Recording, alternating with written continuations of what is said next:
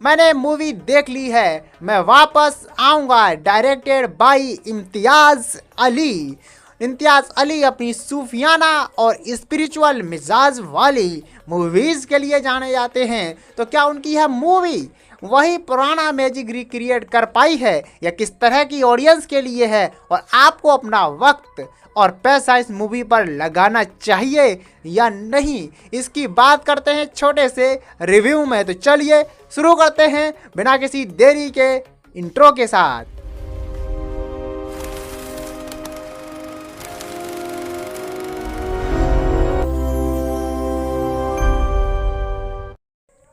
Movie की कहानी शुरू होती है दिलजीत दोसांझ निर्वेद के कैरेक्टर और नसरुद्दीन शाह ईशान सिंह के कैरेक्टर के साथ में।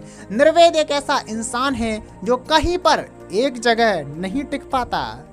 वह एक साल में 3 से 4 जॉब बदल चुका है। स्टैंड अप कॉमेडी करने का ट्राई करता है, लेकिन उससे कॉमेडी हो नहीं पाती है। उसके जोक्स पर कोई हंसता नहीं है। दूसरी ओर है यह एक बुजुर्ग व्यक्ति जो अपने मरते समय में भी अपनी पुरानी लव स्टोरी को याद कर रहा है। ऐसा क्या अधूरा छूट गया है जिसे यह जानना चाहता है, और ऐसा क्या है जो इतनी तकलीफ में भी इसे जिंदा रखे हुए है, यह खुद को मरने क्यों नहीं दे रहा। यही जानने के लिए आपको इस मूवी को देखना पड़ेगा, जिसमें पार्टीशन का तड़का लगा हुआ है। मूवी की स्टोरी की बात करें तो वह नॉन लीनियर तरीके से प्रोग्रेस करती है, कभी प्रेजेंट में तो कभी पास्ट में। कुछ लोगों को यह थोड़ा सा कंफ्यूजिंग टाइप का लग सकता है, लेकिन इसको देखने का एक अलग ही मजा है। अब फिल्म के पॉजिटिव्स की बात कर लें। फिल्म की सबसे बड़ी बात इसका इमोशनल पेशेंस है। ये कैरेक्टर को धीरे धीरे इमोशनली बिल्ड करती है, जिसका पे ऑफ लास्ट में आपको अच्छी तरह से मिलता है और आपको एंडिंग हिट करती है। मुझे इस मूवी की सबसे अच्छी बात यह लगी कि लास्ट के मोन्टाज में यह दिखाती है कि यह सिर्फ इंडिया पाकिस्तान के पार्टीशन की कहानी नहीं है, यह हर उस रेफ्यूजी की कहानी है जो अपना घर, अपनी जमीन छोड़ करके कहीं दूसरी जगह जाकर के बसा है। यहाँ पर उसकी जवानी की कमाई थी, चाहे वो संपत्ति हो या प्यार, उसे वो छोड़ करके जाना पड़ता है। दिलजीत दोसांझ मेन कैरेक्टर नहीं है, फिर भी उन्होंने एक संभला हुआ परफॉर्मेंस दिया है। सबसे ज्यादा मुझे हिट किया नसरुद्दीन शाह के कैरेक्टर ने। उनके डायलॉग से ज्यादा उनकी आंखों की खामोशी बोलती है। उनमें वह अधूरापन है जो एक पुरानी अधूरी लव स्टोरी को 70-80 साल तक अपने अंदर रखने से पैदा होता है।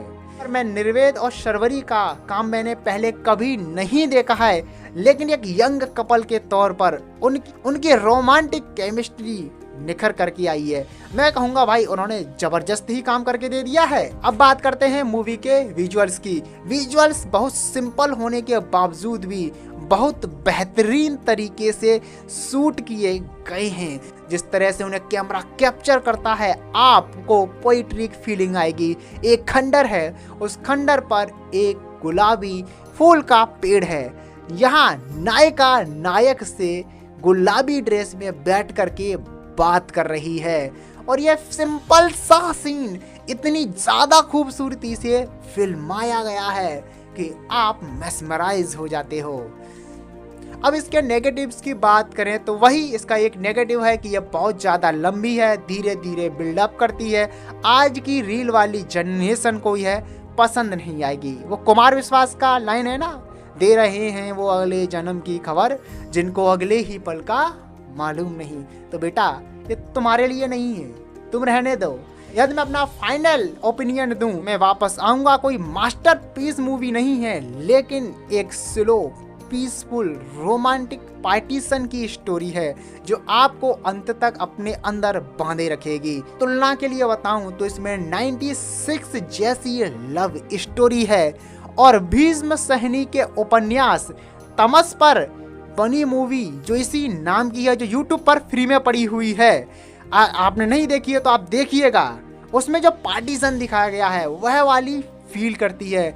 मेरे लिए यह इन दोनों मूवी का परफेक्ट कॉकटेल है और मैं इसे दूंगा 8.5 आउट ऑफ 10। हो सकता है आपको थोड़ा सा एक आध पॉइंट ज़्यादा दे दिया ऐसा लगे, लेकिन बहुत दिनों बाद ऐसी मूवी थिएटर में जा कर के देखी है तो मेरी तरफ से आप इसे ज़रूर देखिएगा एक बार, क्योंकि भाई तुमने पेडी देखी है, ये जवानी है तो इसका होना है, उससे तो लाख गुना ज़्यादा बढ़िया है। अभी तो देखने नहीं जाओगे, फिर बाद में कहोगे OTT पर आएगी मास्टरपीस है, अंडररेटेड है। ठीक है, जाओ देखने के लिए। अब बात कर लेते हैं दूसरी मूवी भारत भाग्य विधाता पर। भारत भाग्य विधाता देखने लायक मूवी है, लेकिन मेरा इंटरेस्ट इस मूवी के बीच बीच में टूट रहा था और फिर दोबारा से बन रहा था। ऐसा लग रहा था कि कुछ इंटरेस्टिंग चीजें डाल दी हैं और रैंडमली कुछ ऐसा हो जाता है कि आपका इंटरेस्ट बना रहता है, कुछ रैंडमनेस है। हालांकि इसमें कंगना रनौत की एक्टिंग और उनकी जो सपोर्टिंग कास्ट है, भाई क्या मस्त काम किया है एक्टिंग के मामले में। एक्टिंग के लिए देख सकते हो, मैं कंगना रनौत को इतना ज़्यादा पसंद नहीं करता हूँ, लेकिन क्या एक्टिंग करती है भाई, क्या एक्टिंग करती है वो।